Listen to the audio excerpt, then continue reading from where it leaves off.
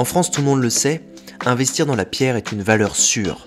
Et pourtant, dès que l'occasion se présente, peu de gens se disent que c'est le bon moment. J'ai fait partie de ces personnes-là. Et j'ai eu des occasions manquées pendant des dizaines d'années. Tout le monde sait aussi que les dividendes, ça rapporte. Mais bon nombre continuent à penser que la bourse est dangereuse. Excusez-moi de vous le dire, mais tout ça, ça s'appelle des biais cognitifs. Il s'agit en réalité d'un manque d'éducation financière et qui provoque chez vous des peurs viscérales. Mais non, doucement, c'est pas grave du tout, ça se soigne. J'en ai moi-même souffert pendant longtemps, très longtemps.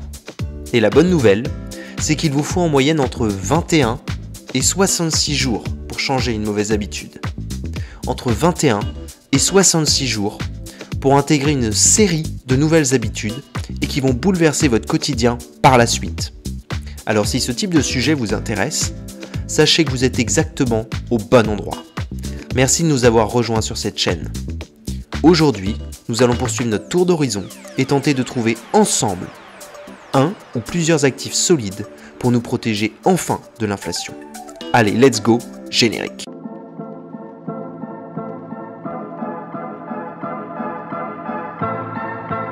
Après une première série de vidéos, et qui m'amène à cette conclusion, je vous propose donc d'aborder aujourd'hui la liste des différents actifs existants sur le marché et qui s'offrent à vous. Pour démystifier un peu ce sujet complexe, je vais donc essayer à mon niveau de répondre à 4 ou 5 questions essentielles. Déjà, quelles sont dans un premier temps les grandes classes d'actifs, les avantages et les inconvénients de chacun? Qu'est-ce que la bourse dans les grandes lignes? Quels sont tous les types d'investissements possibles en immobilier? Que reste-t-il en dehors de la bourse et l'immobilier? Certaines classes d'actifs sont plus volatiles. Pourquoi? Si je ne suis pas assez clair et précis dans mes explications, surtout n'hésitez pas à me poser des questions dans les commentaires. Dans un premier temps, quelles sont les grandes classes d'actifs, les avantages et les inconvénients de chacun? Pour moi, les deux grandes classes d'actifs solides sont la bourse et l'immobilier. On a déjà eu l'occasion de parler un petit peu d'immobilier sur cette chaîne, notamment lors de cette vidéo. Et si vous étiez déjà là, je pense que vous savez à peu près de quoi il en retourne. Mais parfois une petite piqûre de rappel ne fait pas de mal. Je vais découper mes explications en 2 vidéos distinctes. Il y aura en effet beaucoup d'informations, et je pense que cela sera plus simple pour vous. Dans cette première partie, nous parlerons donc d'immobilier. Dans la seconde, de l'investissement en bourse. Allez, c'est parti. Donc pour commencer, l'immobilier. L'actif immobilier est un actif que l'on considère comme physique. Il s'agit d'un toit, de murs, de sol, de revêtements, etc. Il peut s'agir d'un immeuble, d'une maison, un simple site pour y bâtir quelque chose, un terrain. L'actif immobilier est très généralement physique et palpable. Cela signifie que vous pouvez le visiter, le modifier, le transformer, le raser. Une fois propriétaire, vous pourrez alors plus ou moins, et en fonction des lois, en faire ce que vous voulez. Mais tout ça, vous le savez déjà. Parlons à présent de ce que vous ignorez peut-être, à savoir, quelles sont les principales méthodes pour investir en immobilier. Méthode numéro 1. En achetant sa résidence principale. Il s'agit très souvent du premier et seul investissement de la plupart des Français.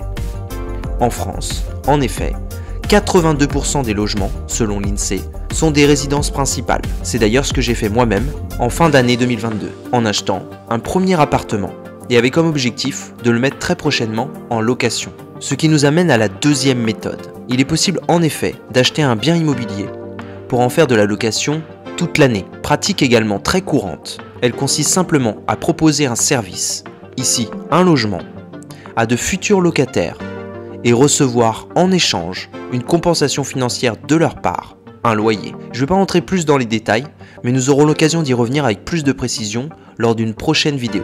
Méthode numéro 3. En faisant de la location saisonnière. Même concept qu'avec la location annuelle, sauf que cette fois-ci, il s'agit de louer votre bien à des moments précis de l'année, comme pendant les vacances scolaires par exemple. En utilisant le site Airbnb, vous pourrez louer tranquillement votre bien immobilier lorsque vous partez de chez vous et ainsi y recevoir facilement une rente passive. Méthode numéro 4. En investissant à travers une SPCI. Qu'est-ce que la SPCI? Société civile de placement immobilier. Il s'agit d'un véhicule d'investissement présent uniquement en France, qui permet via une société déjà dans l'immobilier d'acquérir certaines de ses parts en devenant ainsi propriétaire d'une partie plus ou moins importante de la société. Vous pourrez alors prétendre à une partie des loyers. La société possède des biens immobiliers. En achetant certaines de ses parts, vous devenez propriétaire d'une part des biens, donc des loyers. C'est pour ça que vous les recevez tous les mois. Attention, petit disclaimer malgré tout, il existe beaucoup de frais dans les SPCI. Mais il s'agit très certainement d'une des méthodes les plus simples pour devenir rapidement propriétaire en immobilier. Vous êtes même en capacité d'emprunter auprès de votre banque pour investir dans une SPCI. Mais ça aussi, nous y reviendrons dans une prochaine vidéo. Méthode numéro 5. L'investissement en bourse à travers ce qu'on appelle les real estate.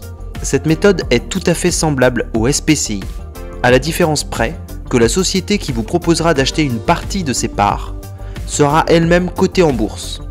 Il s'agit d'un des véhicules d'investissement principal aux États-Unis.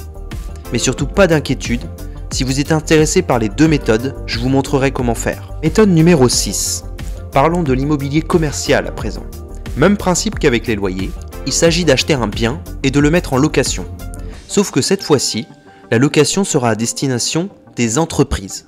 Le propriétaire d'un bien en immobilier commercial pourra le louer en location annuelle ou saisonnière, pour des indépendants, des grandes surfaces, des entreprises, etc.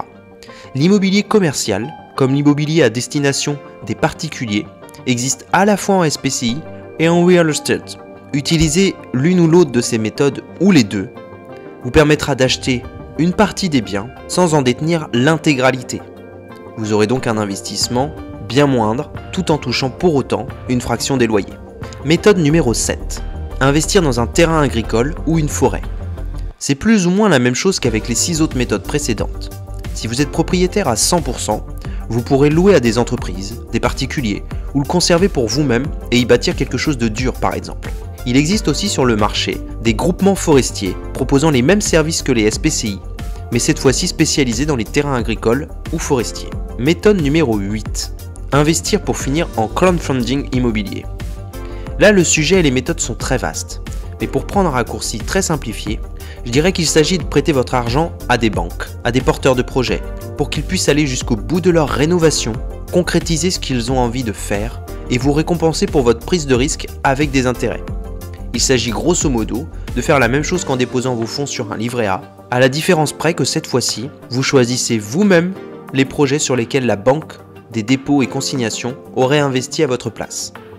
Bon, la vidéo est déjà assez longue en soi et très condensée. Donc comme je vous le disais, je pense que nous allons conclure ici et que nous reviendrons la prochaine fois sur la deuxième partie. D'ici là, portez-vous bien et surtout n'arrêtez jamais d'apprendre. Ne prenez jamais tout ce que je vous dis pour acquis et confrontez mes idées avec celles d'autres youtubeurs, youtubeuses, spécialistes du sujet, entourage, amis, famille, etc. Merci à toutes et à tous.